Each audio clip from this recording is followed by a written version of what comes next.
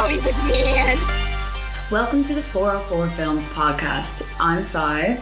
I'm Carl. And this is episode 6 of our series podcast. And today we're going to be talking about one of our favourite films mutually, and that is Goodfellas. Yeah. Directed by Martin Scorsese.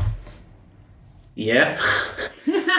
So today on this podcast we're going to be talking about, like I said, Goodfellas, and the reason why we chose Goodfellas is because it's one of our favourite films, and the reason why it's one of my favourite is because I watched it like years ago and it was something that definitely influenced me to want to be a filmmaker, just in terms of its narrative. It's so exciting. The pacing of it is just so fast, you know. There's so much to the story, and obviously it's not it's like completely non-linear. So it jumps up and back, and that quote, as far back as I can remember, I always wanted to be a gangster. what got everyone excited about the film, you know? The whole movie is one of those movies that when you watch it for the first time, you'll start quoting it like non-stop. It's like a very, very quotable film. It's like all of the type of Martin Scorsese movies like this. So like I find it the same with like The Wolf of Wall Street or Casino. They're so quotable. Like if you go to any clip of The Sopranos, you'll see somebody writing, "Go home and get your fucking shine box," because the amount of actors that have come from Goodfellas that went off to be in The Sopranos, but to the point where it just pisses everyone off. It's a big running joke where like if people say it in certain videos, they'll get banned from, like, their comment will be removed because it's "please no more shine box" fucking quotes, you know, because really? it all comes from Goodfellas. Yeah. If you've never seen Goodfellas, it's basically the whole rise and fall of an American gangster during the peak time of being a gangster in America. So from I think like the 1960s up into the 1980s, and it's based off the book Wise Guy. So it's one of those big true story movies, you know. I feel like this one's pretty accurate though for what it is. I don't think they changed too many things other than the names for like legal reasons. But every time I see based on a true story on anything, like horror movies like to really fabricate it, but for any crime movie as well, I'm always like, okay, either it's going to be really fucking boring, because real world stuff can be very boring and there can hardly be like satisfying endings to real world things, or it can be like this and it can be actually really accurate but surprisingly non-fucking stop entertainment. Like any of these movies, because they're so non-linear and he's doing a voiceover throughout it, like I don't think there's a moment you can just take a break in this movie. It's so kind of fast paced. It's always changing locations and time period, like times of day and everything like that, you know. So it's like The Wolf of Wall Street as well. These movies are long. So The Wolf of Wall Street, I think is his most comparable movie to it. They have a lot of similar beats. I'm gonna spoil the movie. True, yeah. You know, I'm gonna spoil it. You know how it ends in The Wolf of Wall Street, that he goes into he has to rat out everyone else. Same thing happens at the end of Goodfellas. He has to rat out everyone else, and they have like a lot of similar beats. You know, it's that rise and fall kind of story. But you put any of those films on, and you just get stuck in and watch them, and you won't be able to, like, even if you're caught halfway through, you'll be like, "Oh, I like this scene," and then you'll end up watching the full movie. Sometimes in my head, I nearly think Goodfellas is like a series, because there's so much stuff that happens in it. Like even when I watched it recently, I did not remember the end of it at all. I felt like that was like just a whole new thing. I was like, oh my God, how did I not remember this bit? But it's just so dense. Yeah. You know? It's just funny that like, just talking about the TV show idea that it's like a series. I don't think, like, Sopranos is one of my favorite TV shows, and that wouldn't have been a thing without Goodfellas. No. Because like, I don't know why, I wrote them out, the amount of actors that went over to Sopranos after Goodfellas, and it's actually like unbelievable how many of them went over. Really? You know? Yeah. So like not only like Ryan Bracco and stuff like that, but like Frank Vincent has a big part, but even smaller stuff like Michael Imperioli. He's the guy who gets shot in Goodfellas. He's Spider. He gets shot in the foot, and then they just kill him.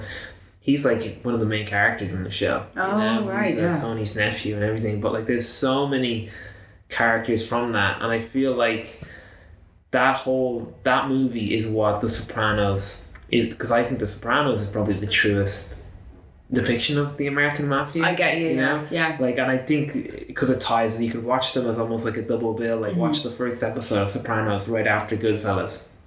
Because Goodfellas is the best gangster movie ever made, in my opinion. Oh, I definitely think so as well. Just going back to your point on like how you feel like it's so accurate, they actually did have like mobsters on set to make sure that they kept it within like... A lot of them are ex-mobsters. Like, Sopranos exactly. actor Tony Cicero, he's an ex-mobster. There's a really good documentary up on... Or it's not a documentary, it's an interview up on YouTube of him talking about his past. Oh. Really, really good. So anyone should check that out if they're a fan of him and The Sopranos. He's one of the main characters and like one of the most unhinged characters. Yeah, you know? yeah. But he's in Goodfellas, he's ex-mafia, you know, a bunch of these guys. Like, when I think people always like to say that The Godfather is the best gangster movie, and I just have to disagree there because I enjoy The Godfather. It's really, really good, but it's more like looking at some sort of painting. Like, it's really nice looking, it's aesthetically pleasing, but it's like, it's not real. It's like that movie had, I think, connections to the actual mafia. So the word mafia is not allowed, like, wasn't allowed to be used in the script. So it doesn't come up once in the movie. And I find that that's like in the... I keep talking about The Sopranos, but like in that whole thing, The Sopranos, the characters love those films because they kind of romanticize exactly the mafia. And that's fine. I'm not condemning the movie. I think The Godfather 1 and 2 are great. They're like they deserve all that like claim of being some of the best movies ever made, but I just don't think they're accurate. They are what, like, the big romanticized painting I get you version, exactly. like a story, but this is the real thing. With these guys are very kind of shady and they don't trust one another, and they do loads of drugs and they're horrible to each other, and they're partners and everything. They're like tacky as well, like they're the tackiest fucking people, the production design is actually great for it, especially like even I was going to say Lorraine, but Karen and Henry's house when they get married, like it's so... There's just so much tackiness in it, but it's great. Like, I love that production design. I feel like that was like, it's of the time. It's the one with the rocks open up in their house. Yeah. And she has the little tiny TV in it. That was such like a niche thing for like you see in films where it would be like the rich people had that kind of like leopard print stuff. Yeah. Like a lot of stuff where it'd be like TV and drink areas. And there would be that kind of compartment that opens up and shit. You know? With the fire. The rocks. Yeah, like and the color, the rocks have these horrible looking red and blue kind of colors on them. And then the scene in it as well with the wives, where they all have their plastic, almost like shower curtain hoop earrings, and they're putting all the what is it, the women that go door to door to sell makeup. Is it Nivea? Avon. Yeah, Avon. Yeah, it looks like they're putting all that Avon stuff on their face. They have all the blue shit that they're putting on for like moisturizer, and they're talking about beating their kids and stuff. Oh yeah, I know. It's the fashion in it is great as well. Like those like big puffy dresses. My mom actually had a wedding dress like that, and every time my mom still has it. Yeah, with the big puffy sleeves. Like every time I see it, I just think of like the Goodfellas fashion. It's gas. I always thought I really liked all the suits in it. Like there's a great scene where Henry and Karen, who is Lorraine Bracco's character, Ray Liotta obviously plays Henry, but they're going through their separate wardrobes in their house. Yeah. And he's just like going through the whole rack of different colour suits. Yeah. You know, I always thought that was very cool because I always liked the different looks that they had. You know what I mean? Because almost every scene is a new location, a new time, so he's wearing a different colour suit, you know? Yeah, that's very true. Just on the note, like Ray Liotta and Lorraine Bracco, like the movie is just really well cast as well, and he was doing like The Irishman before the whole thing with The Irishman is de-aging people. It's so funny to think that Joe Pesci and Ray Liotta are meant to be the same age in this movie. I know, yeah, because Joe Pesci was supposed to play a 20-year-old when he was like 40. Yeah. But I know Ray Liotta had to not beg the producer to be the role, but the producer didn't want Ray Liotta. He was like, are you sure it's Martin Scorsese? And then Ray Liotta, I think, saw him in a restaurant and was like, can I talk to you for a minute? And brought him off and was like, convinced him why he's perfect for the role. And then isn't it that I can't remember what the producer's name was, but he rang Martin Scorsese the next day and was like, yeah, you're right. Did he intimidate him though? Like to be like, I don't know. To be like, to kind of lean into the role, like pretend to kind of intimidate him, to be like, I'd be good for this role, but like trying to act like the gangster. You know? Yeah, that's 'Cause I know interesting. A lot of people do that kind of stuff. Yeah. I don't know. That'd be actually interesting to look into. I really like him though. Like before he was in this, he was in like Something Wild, stuff like that. Which Something Wild is really, really good. But this was the first movie I saw him in. this was, I think, his biggest. Yeah. I think it's remained. He's not like, he's kind of living in the shadow of this movie. Is. I love him though. I think he's great, and like I really like him in another one of my favorite movies is Copland. Yeah. That's a very kind of different role for him. It's another crime film though. Yeah. But he's in Marriage Story as well, which is I remember seeing him in Marriage Story, and I was like, is that Ray Liotta? Like because obviously like it's been like 30 years or whatever since then, so I was like, and then I looked it up and I was like, oh yeah, it is. I think he's perfectly cast in that movie as a divorce lawyer. Yeah. Like very kind of sleazy kind of, or very the rings. Kind of, like direct kind of person. He's like, I think he's just so good in this movie, and I don't think enough people kind of talk about how good his performance is in this movie. Yeah. I think everyone talks about Pesci because he won the Oscar, and he is fantastic. Yeah. De Niro, who is kind of also kind of forgotten under the kind of spotlight of Pesci. I think De Niro does give a great performance. Do you think so? I love his little... Not that I'm not saying his performance wasn't good, but I feel like Robert De Niro was really, you know, like, oh my God, it's Robert De Niro, the star. Oh, you think I think so? him and Joe Pesci definitely outshined Ray Liotta, even though Ray Liotta did an amazing job. Yeah, I do think he carries. I think Pesci is the one that they go to. He's the pinnacle, like scary kind of gangster. But I think, and De Niro, I think, got the reputation of being the scary gangster from this movie, because then they went on to do Casino. Exactly. Yeah. But I do think he kind of does stuff that I kind of be watching him and forgot how good he was at it. You know, like just. I look like he's so quotable. Like not even his main lines, just the little things he repeats. Like there's a bit when he goes in to get the money off Maury, who runs the wig shop. Yeah. And he's like, you know, you're gonna pay me today, but he just keeps repeating today in the background. And it's like these little weird acting choices that I really enjoy. Like even when he there's a bit in it where he has to give him Henry has to give him silencers. Yeah. And he's like, they don't fit on the gun, and he's like, well, what's the matter with you? You know. What's the problem? They go, well, what the hell's the matter with you? You know? Yeah. I don't want them. I don't want, like, it's just so weird how he talks to people and like how he'll repeat stuff. It's very like infectious. It is, yeah. You know? But I think he did like so much research into the character that he was wearing the same type of glasses. Yeah. As the man was wearing. Yeah, and asking how, I'm pretty sure it was him who was asking how to hold his cigar and stuff like that. How the real guy did. But like. They're good, and like Joe Pesci, if you ever seen his Oscar speech, it's the shortest Oscar speech ever given. Or something. Because he didn't know he was going to win, Yeah. He wasn't confident in it. That's sad, but great that he did win. Fair play to him. I think he's very kind of I don't know if he's like anti-industry or something, if he's very much like, he lives a very separate life to it, you know? I don't know if he goes in for it. That's just me giving a speculation. That's by no means true. So, yeah, I just think Ray Liotta just brings a great performance to it as well. Like he always has a really maniacal, weird laugh. In all of his movies, but I was watching this documentary. It's the Paul Anka documentary. You know, he sings like "Put Your Head on My Shoulders." It was like. What did he sing it? Go on. For a moment there, I genuinely was going to start it, and I was maybe not. No, do. It was you can just splice it in. I'm not going to. It's like, you know those documentaries that they started. It's like one of the early documentaries that did the whole fly on the wall. So they were there in the kind of background, and people would be talking and everything. It was almost like precursor. On set, like. Yeah, it's like almost like a precursor to.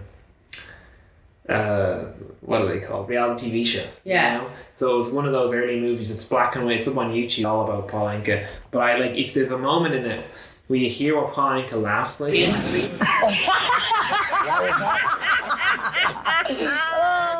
It's this really like loud, kind of obnoxious, kind of maniacal laughing.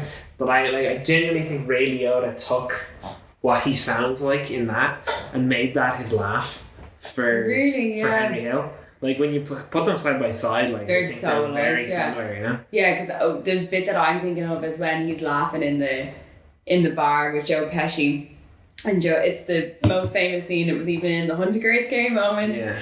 And it's like, Bing, what are you doing here? I thought I'd tell you to go fuck your mother. I thought he was gonna shit. Ow, Bing. Oh, fuck is... Gee, I wish I was big just once. You're the big cops. Really funny. Really funny. What do you mean I'm funny? It's funny, you know. It's a good story. It's funny. You're a funny guy. What do you mean? You mean the way I talk? What? It's just, you know, you're just funny. It's funny, you know, the way you tell the story and everything. Funny how? I mean, what's funny about it? Tommy, no, you got it all wrong. Oh, Anthony. He's a big boy. He knows what he said. What'd you say? You're right. Funny how? Just, What? you know, you're funny. You mean, So? let me understand this, because you know, maybe it's me, I'm a little fucked up, maybe. But I'm funny how? I mean, funny like I'm a clown, I amuse you. I make you laugh. I'm here to fucking amuse you. that bit was actually based on a real incident that happened to Joe Pesci. And then all the onlookers in the set, in the scene, were actually, they didn't know that was going to happen. So they're actually genuinely shocked. They're like, what the fuck? It's interesting because I heard that too, that like the whole, you know, it's like one of the big kind of, you know, he did that, no one knew, and I was wondering like all those stories kind of get hyped up in a way and I'd stuff. say so, yeah. But I was like, watching it the other day, I was kind of like, well, no, it's like a 2-camera system they have on it. You know, it's like one on Leota and one on Pesci. And like even another kind of extra character tries to interject and he turns around to him and he's like, no, he's a big boy, let him finish. And I was like, this could genuinely all be the first and only kind of take of it, yeah, you know what I mean? Because, you know, they might have done other stuff here and there, but like even your man kind of interjecting, he's like, maybe the extra on the actor, and he's like, well, you know, if he's going off script, I can jump in. It's like, no. Exactly, but it was all a lot of the dialogue was improvised by the actors.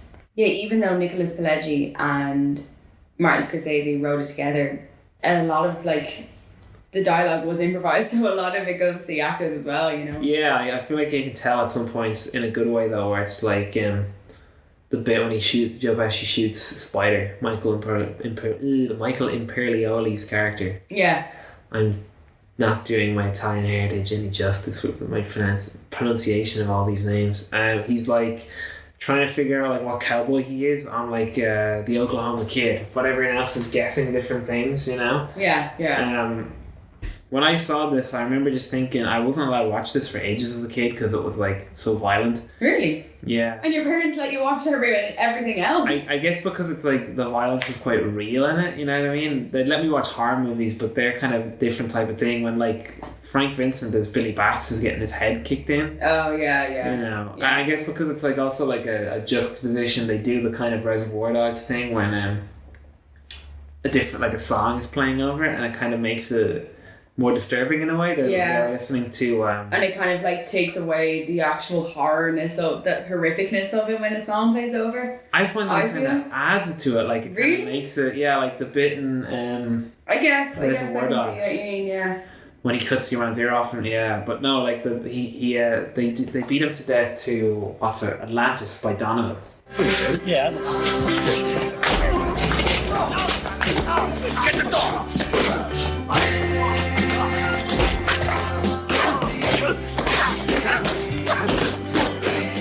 That whole sequence is probably my favourite bit in the movie. Just the whole setup of it is so quotable. It's the whole go home and get your fucking shine box.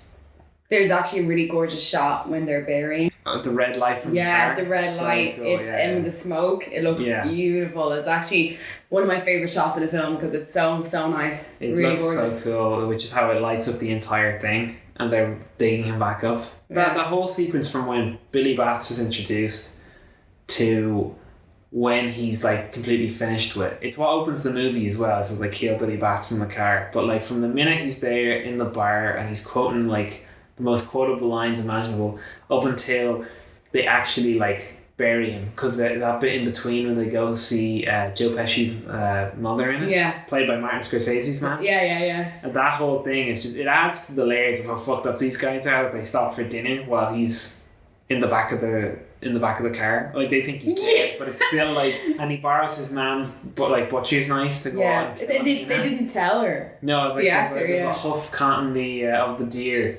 caught in the fucking car that I have to cut up, But so then she's making him all the food, and this movie again is like another tie into The Sopranos. The whole focusing in on the food. Yeah. It's just like when I first saw this, I thought I found a lot of comparisons to Tarantino films. Yeah, So, definitely. Like the food is one of them. He shoots food really well, but Scorsese does it he has so many shots of this. Like the whole famous sequence is the prison scene when he goes through how they eat their dinner in prison and how they caramelize the garlic and how many onions are you putting in the sauce. But then there's the shots of them having family dinner with the big trays of pasta and stuff are being brought out, and Tarantino would do the same with that focus on detail and food, and it really does kind of transfer over to the audience where it's I think I want to eat some pasta exactly now, like going into Inglourious Basterds when she's eating the strudel that just looks so nice. You can taste it when they're eating,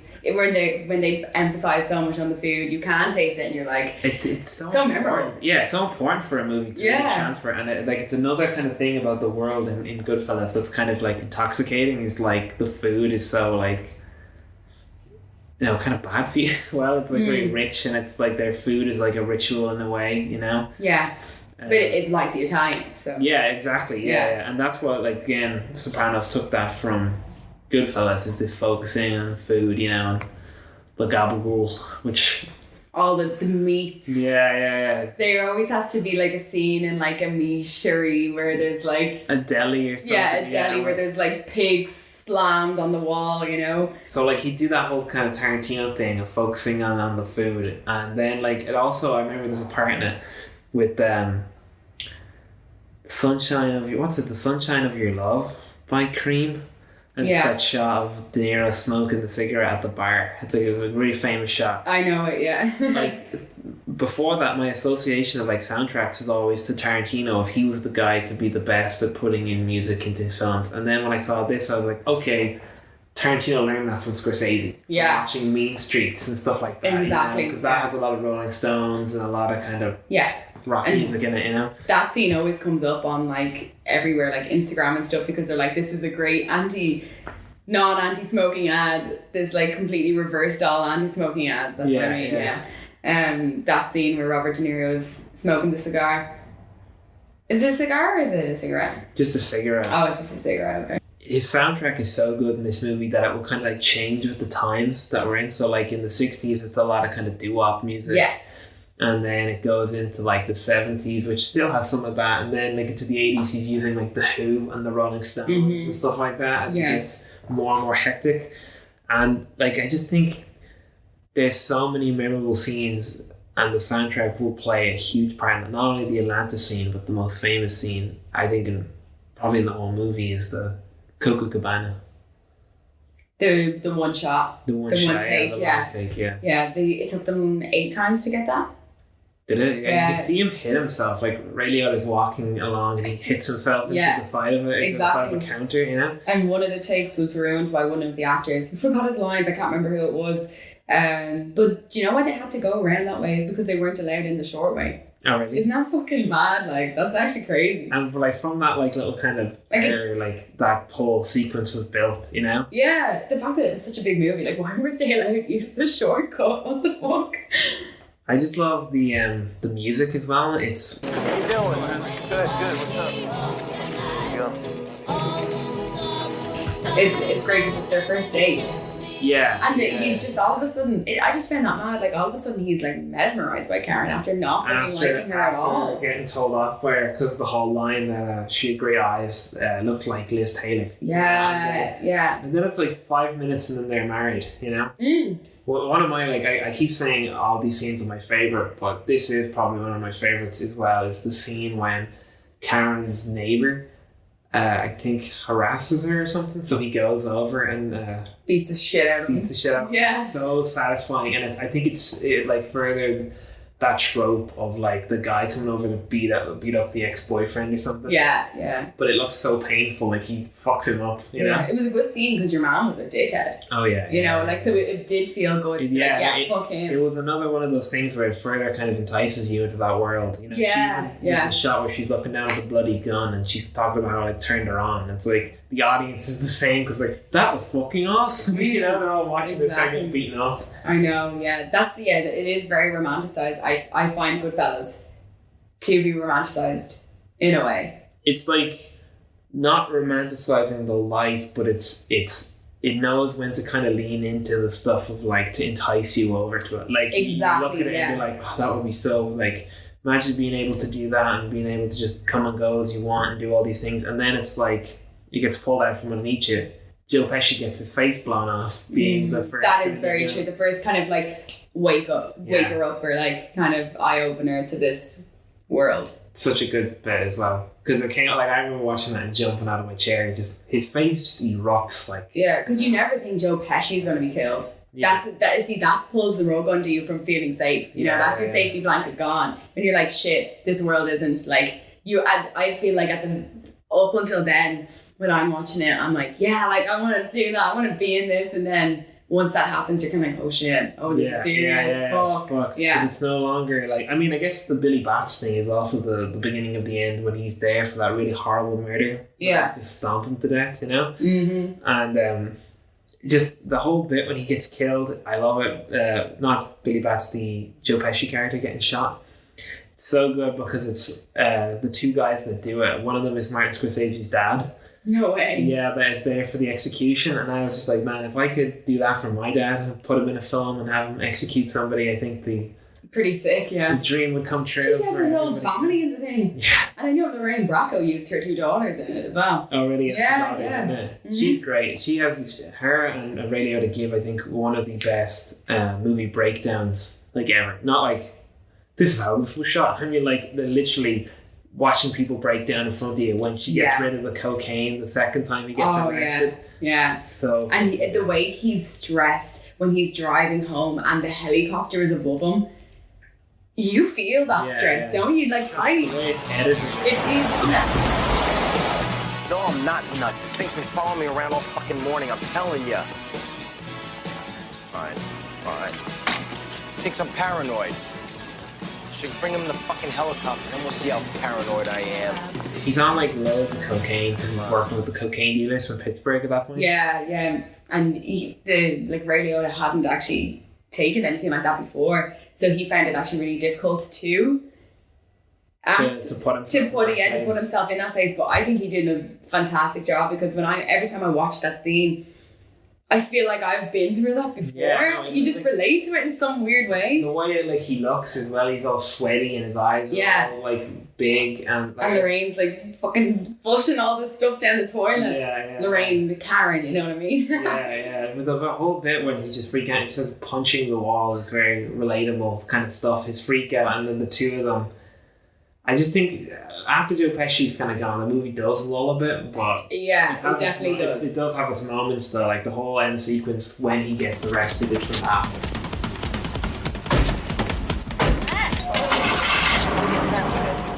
What the fuck is this? Please, don't you move, you motherfucker! I'll blow your brains out. Shut the car up slowly. And like even after the fact when he is arrested, there's some really intense scenes, like when Karen doesn't know if she's going to get killed or not. You know, that whole bit when Robert De Niro has gone full old man with the glasses and everything. Yeah. That was actually really scary, because when Joe Pesci dies, obviously you do feel a little bit like anything's possible now. Yeah. So when Karen's under threat by Robert De Niro, that's when, I don't know, that makes me really, really nervous. It's like a paranoia thing, because she doesn't know if she is or not. It's like go down the hall or like go down the alleyway and there's dresses there you can get. But she's been calling Henry paranoid all this time, but she kind of realizes now that because she's put herself in his business that she's fair game as well. Yeah. There's no one you can trust in that life. Like, and I think that's the wake-up call that you get at the end of it. And it is great. It's done very well. I find the movie very funny though as well. Do you find it funny? Yeah, it's very quotable, but the amount of like swearing in it. It was the most swearing in movie fuck came up like 300 times in this. I was trying to whole find thing. a definitive number of the amount of times they said fuck. Yeah, but Joe Pesci was accountable for about 200 of those fucks. Fuck, you better pull over and see. Yeah.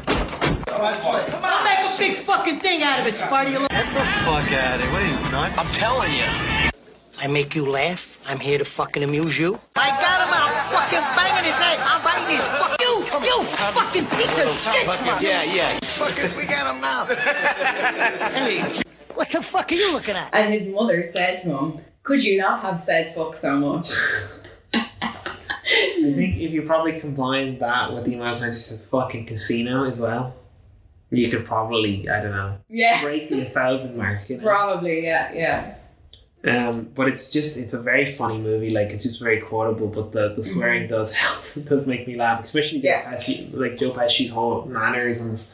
When he does curse, When he gets so angry, is so funny. It is, it's brilliant. Like, you'd actually be terrified. I'd say people were afraid of him on set when he starts getting angry. Yeah, I don't know what he's like in real life, so, you know. But if Yeah. he was in both Home Alone, he must be a pretty good guy. I'd say so. What was your favourite scene in it? Like, if you had to pick, like, the best scene.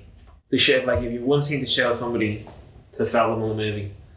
I guess the scene that I would choose would probably be the breakdown of their relationship. When she's in the bed and she has the gun in. Oh, yeah. When Karen has the gun in Henry's face and she's like, Wake up, really threatening. I think that's an absolutely sick scene.